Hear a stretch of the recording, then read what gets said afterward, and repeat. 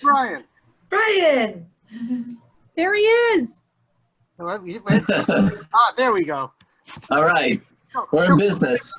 So we're in business. So let me quickly introduce Brian, and let me start off, Brian, by telling everyone that you told a story about yourself, and I cannot get it out of my head. And I don't know which one it was.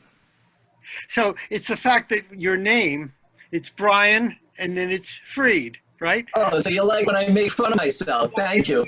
But if you spell your first name and mispronounce the last name, it becomes Brain Fried.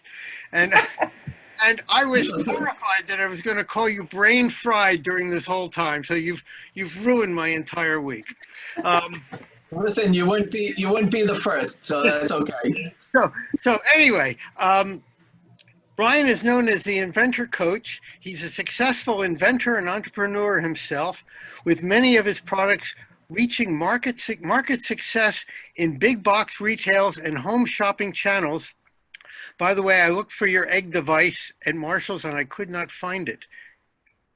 So, was it Marshall's or Target? Neither could I. I asked also, it may be sold out. I'm waiting for the next rounds of orders, but they did order these, and I found them. I found these there. These are my pull ties. They were in TJ Maxx and Home Goods this weekend. Okay. You tell them the market wants your product. He currently mentors and represents inventors at all stages on how to commercialize their inventions and license their ideas to earn royalties through his company, Inventor Smart. He has also founded and serves as president of Inventor Clubs in New York and executive director of the United Inventors Association. Wow, that is interesting. So, Brian, the floor is yours, and I'm sure Aaron and Deborah will be wonderful hosts. Thank you. Thanks so much. Hi, Deborah and Aaron. Hi. Hey, Brian, welcome. Great. Greetings from Toronto. Thank you. Thank you. I feel like I'm in the presence of inventor royalty. Brian, I know. Are you asking about inventors and are you asking about inventors and earning royalties? Yeah. Answer that one.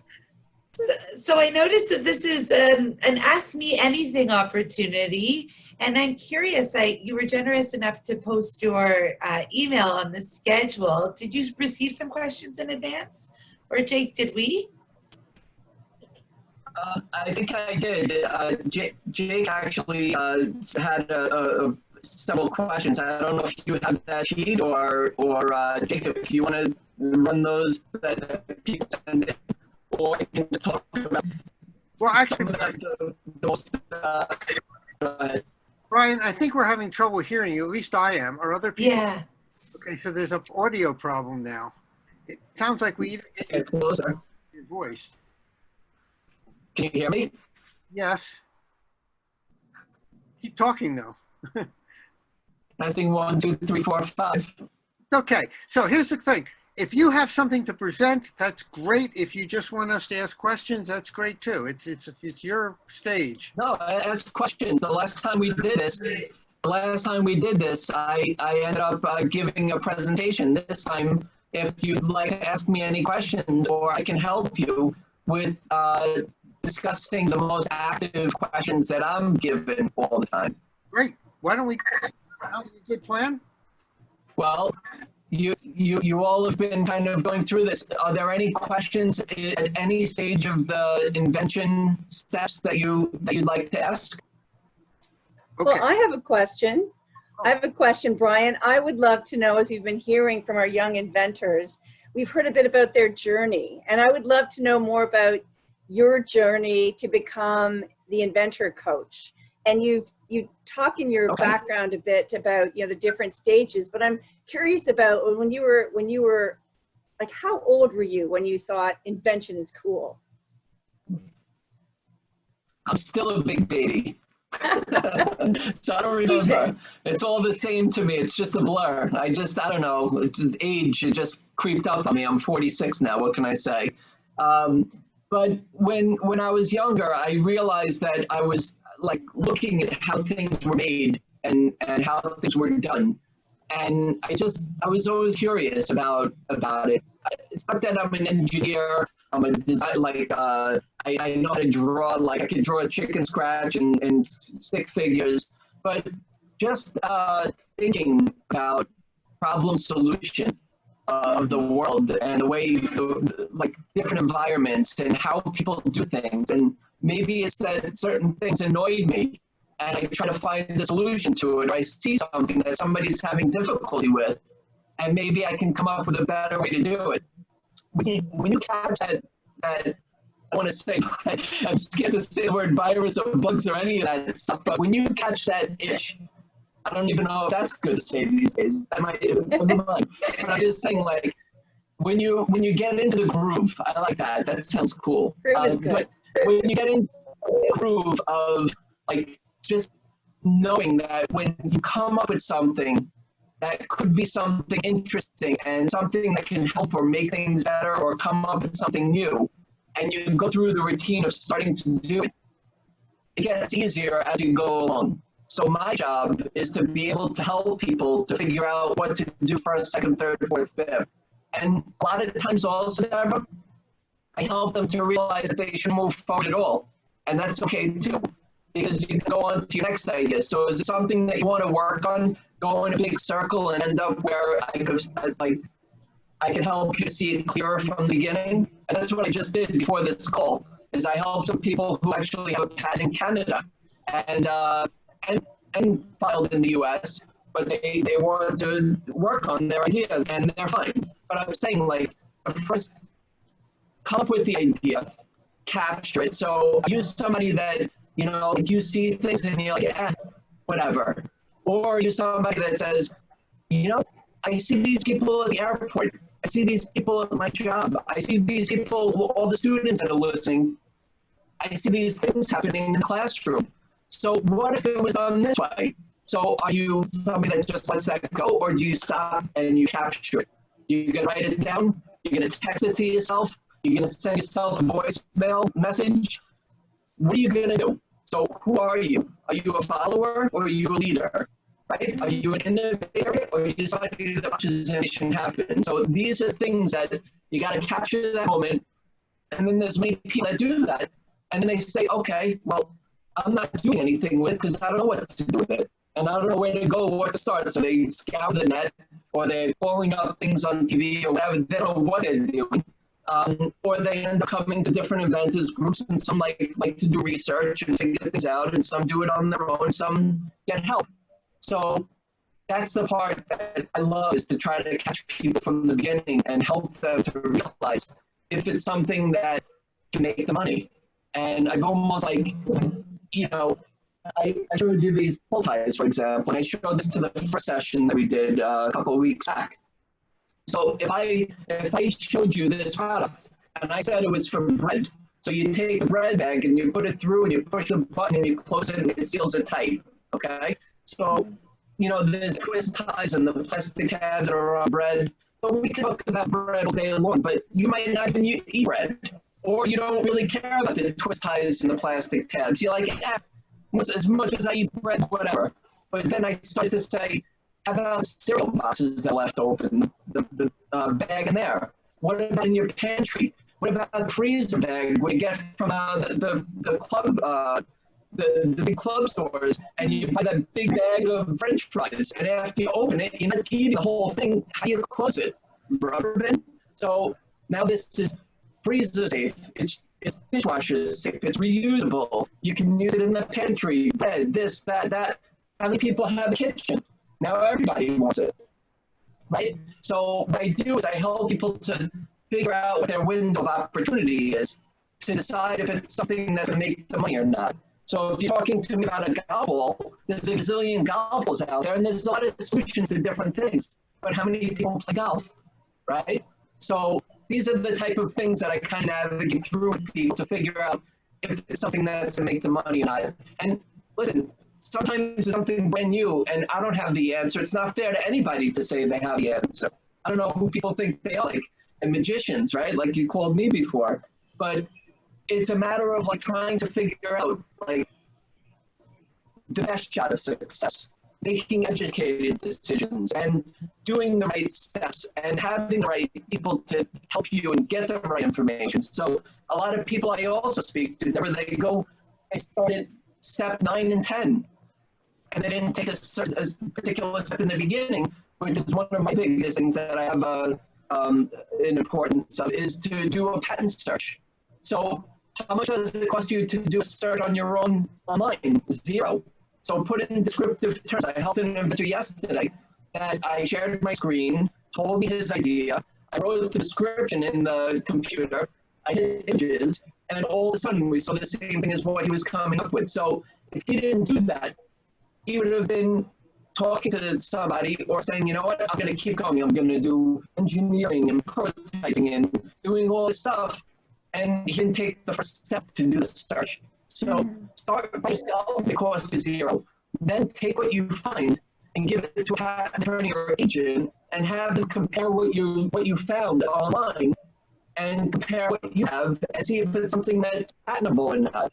If you can get a patent, I'm a believer that you should try to get a patent. If you don't, then as long as you're not infringing on somebody else's intellectual property, you can keep making it. So there's a lot of steps along the way, but that one is ultimately like really, really important. And just because it's not patentable doesn't mean that you're done. If it's something that's in the public domain, so a utility patent lasts 20 years and the design is for 15. So after the patents expire, they don't renew. So it becomes public domain. So you can make it and I can make it. We can come up with different names and we can still sell it. So is it something that is expired and you want to keep going with it? Is it something that you can get intellectual property on and you can kind of call it your own exclusively for those 15 to 20 years? Design 15, non-provisional or utility 20. And then you can take it and then you can possibly make it yourself. You can license it to earn royalties. That's what it is. You know what it is? Keeps unfolding. Right? So it's like you have the idea, then you have the person. So what's best for you? Well, what's best for you may not be best for somebody else. So what I help people do is to figure out what you want to do and how you want to do it, if you can do it at all.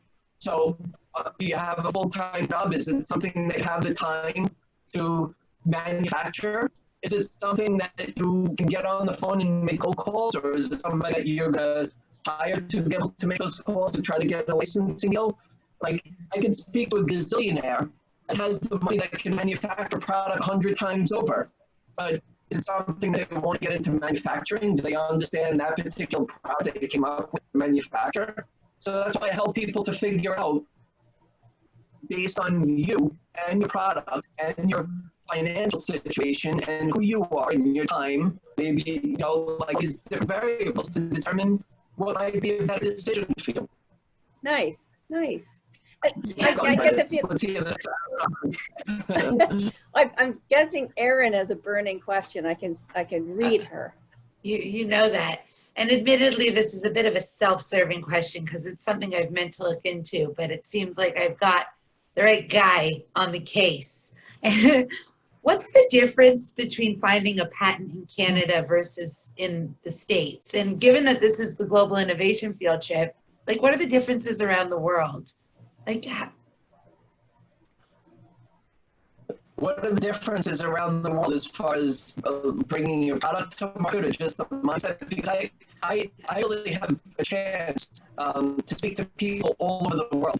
Like, I'm working with several people from Australia right now. I'm working with people from Canada. Just looking around. There was somebody from Guyana. I mean, there's people all over the place, and they do look for the U.S. to try to make things want a better life for themselves. I'm sorry, Brian, your sound is a bit choppy for me. Oh. Okay. Sorry. It's probably those massive gears up behind you. There, keep going. Can you hear me? No, you seem, I'm sorry, maybe it's not. Can you hear me? Uh-oh. Sound check. Can you hear me? That sounds good. Better? Okay. Eric, how you doing? Brian, it's still pretty choppy. Do me a favor, turn off your video for a second, give it about 2 seconds and see if that helps. Sometimes the bandwidth is an issue. Okay, now try talking. No, I I mean, guess doing this for 24 hours. Can you hear me? you sound good, so you might That's have to much do that better. again in a while. You've become a Zoom master doing these 24-hour rendezvous here. They call me Oz. I'm behind the curtain. But she hasn't done 24 hours yet, so she's not a master. She's still a novice. There we go. Oh, stop. Sorry to interrupt you. Oh, Brian, I have a question now. This is a question that people are constantly coming up to me with. They have an idea for something, but they physically don't have the ability to make it. And they want to go to somebody and get it to make it, but they're afraid when they go to somebody who's going to make it, that person's going to steal the idea. Do you have any thoughts, suggestions, ideas? well, can you hear me okay? It's breaking up, but we hear. Okay. All right. Aaron, are you okay with I didn't really answer your question, but innovation is all over the world, and a lot of people do try to get into the U.S. market to be able to commercialize their ideas. But you know, it's always important to try to make sure that you're able to get some sort of intellectual property when you're taking something from another country and bringing it into the U.S. Can you hear me okay? Yeah, thank you so much. I appreciate that. Okay, no problem. I didn't want to leave you hanging. So Jake, Sorry, Aaron. one thing I could, He hadn't answered your question. I apologize. that's okay. So Jake, the ladies I just spoke to before this call, they had the same question because they are looking for making a prototype and going through their step of their invention. I told them, they said, well, do we need an NDA, a non-disclosure agreement to all these people that we show to? And I said, sure, you can have a non-disclosure agreement and send it to them before you disclose your idea to them. You filed a non-provisional patent application, a utility patent ready. So that basically puts people on notice that you already filed and they shouldn't be working on your invention without your permission. And they certainly shouldn't manufacture your invention without your permission because they're going to get sued or they're going to have different issues. So if I go to an engineer and I start having them work on my invention and they come up with some new twists and turns and things that it should do that maybe I didn't think of, it's still my invention. Okay, they're work for hire, so that means that they're like anything that they do is part of your invention. Okay, I'm not a lawyer, but I can tell you that that's my experience. That's the way it's been, and you know, you have a non-disclosure agreement, have a provisional. But sometimes you didn't file anything yet because you don't know what it's going to look like or how it's going to work. So why should you file something? So yes, ask them to sign a non-disclosure agreement and start with that. And also, before you hire somebody, it's always important to get references. Ask people who has used them. Just like I think I mentioned this in the last session, is to say if you're going to hire somebody to build a house for you, you're probably going to get a couple estimates. You're going to want to find out their reputation. You're going to want to see what they're about before you start asking them to, you know, before you send them a check to start your project. Same thing here. Just because your idea is something that, you know, like you're disclosing it to somebody doesn't mean that you're committed or obligated to them. It's ultimately your decision. And I always say one thing, Jake, like I say a lot of things, but one thing that's really important is that when you come up with an idea, it's like an emotional, like, oh my goodness, I just came up with the most amazing idea. And you feel like this feeling in your gut, you're so excited, you know, like this is gonna make you $1 gazillion, whatever that is, but you're just really excited. And what happens is that you start to do the steps like I told you. So you're going to go do a search, and you're going to search online, and you're going to search with your eyes closed because you don't want to find it. You want to keep going. And you're going to start like being hidden about it. You don't want anybody to know about it. But what's going to happen is you're going to start, and then you tell somebody about it, and they tell you it's going to cost X, and you don't want to go anywhere else because they told you how amazing your invention is. The thing is that you're making emotional decisions, and that can get to you. So in life, you make emotional decisions based on your gut feeling, or you can base it on fact, and you can do a little more research before you make that decision. So I always tell people, whether it's inventing or in life, to make business decisions if that's what you're going to do. If you're spending money somewhere, it's business decisions. If you're making decisions based on how you feel, that's emotional decisions. So separate it, especially when you're going to start putting time and money and energy and effort into your invention or into your idea. Be real with yourself and your idea. And if it's not this one, it's the next one. But make a smart decision. Brian, You're a smart guy, Jake. You'll make smart decisions. I was just going to say, Brian, I really love that about, you know, that taking it from your gut feeling into sort of checking it out and doing research.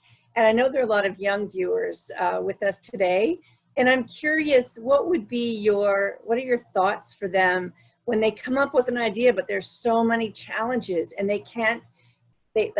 how do you overcome that frustration of like, how do you stay the course?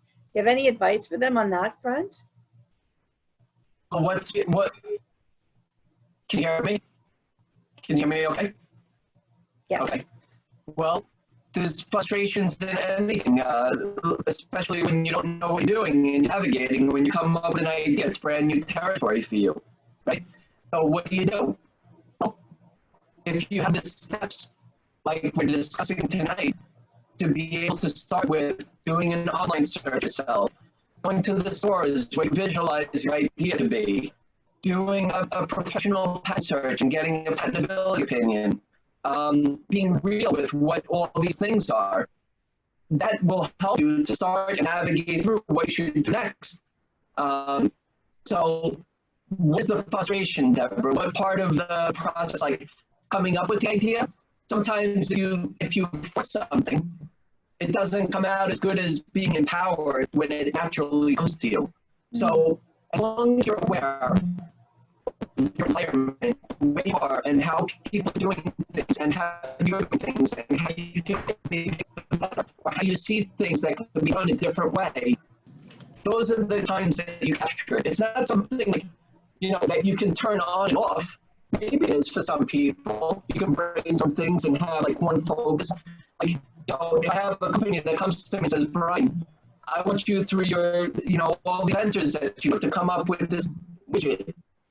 And, like, okay, well, we can think about it and you can force to make it happen, or it can naturally happen. So frustration can be a lot of different variations here, but as long as you have the right guidance, what all of you are doing this evening or all day, morning, night, and every part of the day, then these are the type of things that people need to be able to help them not be frustrated and help to make decisions. I had the chance to work with a ninth grade science teacher in Long Island, New York, for a whole year. And he took his class, he took a part of the class, and he dedicated it to invention. So I helped him to build a course that he was able to use year after year.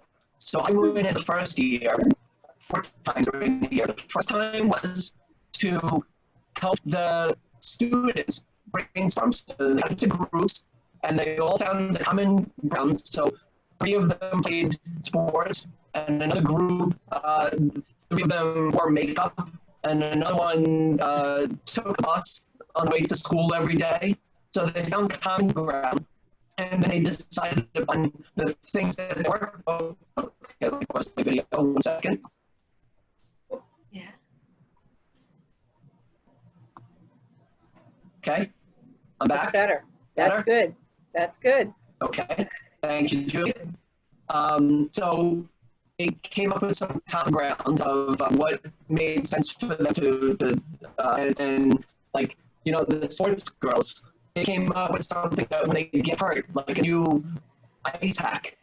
I'll just give you an example. So they had a brainstorming session. Then I went in again, and we talked about how to do a search. So they did online searches and stores and everything else. And then I showed the US Patent Trademark Office website. I went on their Google patents. I went through like that motion. And then from there, some of them were patentable, some of them weren't. So like maybe it was too close to another thing, but we let them keep going to experience what it was.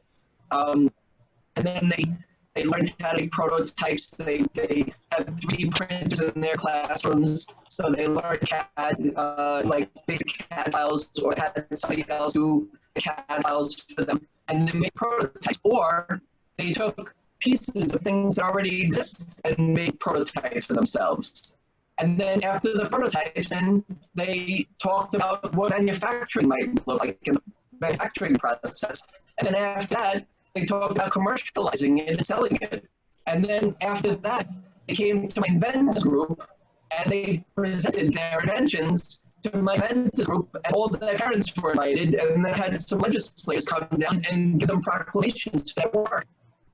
So it's possible for young innovators to just stop when you see something or you're involved in something. You don't like how something's working, you want to make it better, you see a niche, you see like some gap or something that can do something different or better or process or app or whatever, and take it to the next step. But be real with yourself, make smart decisions, get help to help, so you don't have to make the mistakes that somebody like myself made when I first started. I'm sure that experience has served you well, but I know from the young students that I've worked with that that's such amazing advice to keep at it, and it's not easy. Like, to be an inventor is not just a spark. It's about consistent work and practice and questioning and finding your way forward. Right, but everything brand new is not easy. And coming up with a new invention every time is not easy either, because everyone has its own path. But like anything else, if you try to eliminate the mistakes and the trial and error, then and there's things out there that you can use that already exist to kind of take it to the next level or to take you on that path. So, for example, when I was working with, when I speak to the young entrepreneurs and inventors, whether they're in second grade or third grade, what I've done is I've taken, I'm sorry, I gave away some of it already. I take a big skin football, and then I bring a manual yo-yo. Just two examples to start with. I'll share with you now. And we just Brian, sorry. I just wanted to mention we're actually out of time. So I wanted to say thank you so much for your wisdom and ask you what you wanted your departing words to be, because you have such smart things to say. Well, thank you. I appreciate it. Well, hopefully you can hear me without getting chopped up. Always chopped up. All I can say is be smart, think about things, be aware of everything that's going on around you, and keep on inventing. And if you need me, you can go to my website. One of my websites is brianfried.com. BRIAN, F as in Frank, RIED.com. Not Brain Fried, but Brian Fried. Thank you. Jake. Thank you.